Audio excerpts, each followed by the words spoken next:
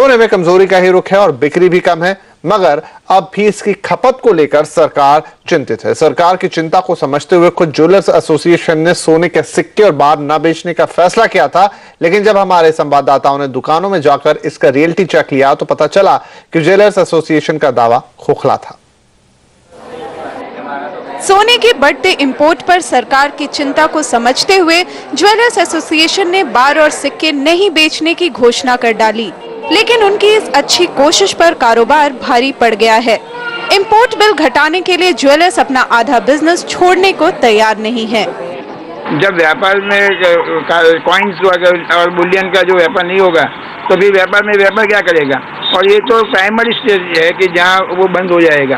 तो इसके बाद में बहुत भी फैक्टर्स है कि जिसके अंदर ये व्यापार पूरा बंद हो जाएगा और इकोनॉमी भी इसकी असर अपने देश में भी पड़ जाएगी। पिछले 3-4-5 सालों से अगर देखा जाए तो कॉइन का बिजनेस मोर देन 25% सबके पास रहा है और उस पे रोक आ जाए, ये आ जाए तो मिडिल क्लास और जो निरंतर खरीदी करके अपना बजट बना के जो खरीदारी करते हैं वो जो सारा प्रोसेस है, जेन्युइन प्रोसेस है, जिसमें कहीं कोई रुकावट नहीं, बिजनेस स्मूथली चलता है, तो उसमें काफ़ी रुकावटें आ सकती हैं, लोगों की नाराज़गी बढ़ सकती है।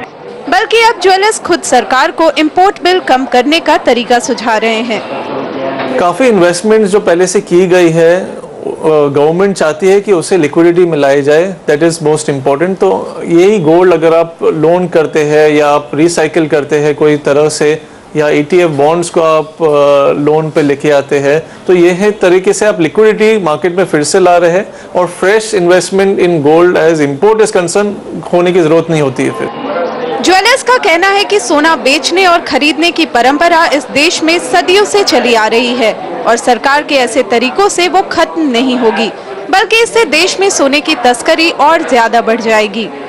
पिछले हफ्ते दिल्ली में वित्त मंत्री के साथ हुई मीटिंग में जेम्स एंड ज्वेलरी एसोसिएशन ने यह आश्वासन जरूर दिया था कि देश भर के ज्वेलर्स और बुलियन के कारोबारी सोने के सिक्के और बार्स बेचना बंद कर देंगे, लेकिन हकीकत में इस तरह का कर पाना इनके लिए मुश्किल हो रहा है, क्योंकि एक तरफ सोने की कीमतें गिरी हुई है और साथ में आने वाला समय त्योहारों का सीजन है। मुंबई से श्रीमी चौधरी के साथ मनीष देसाई, अहमदाबाद। डीजल एक बार फिर महंगा हो गया।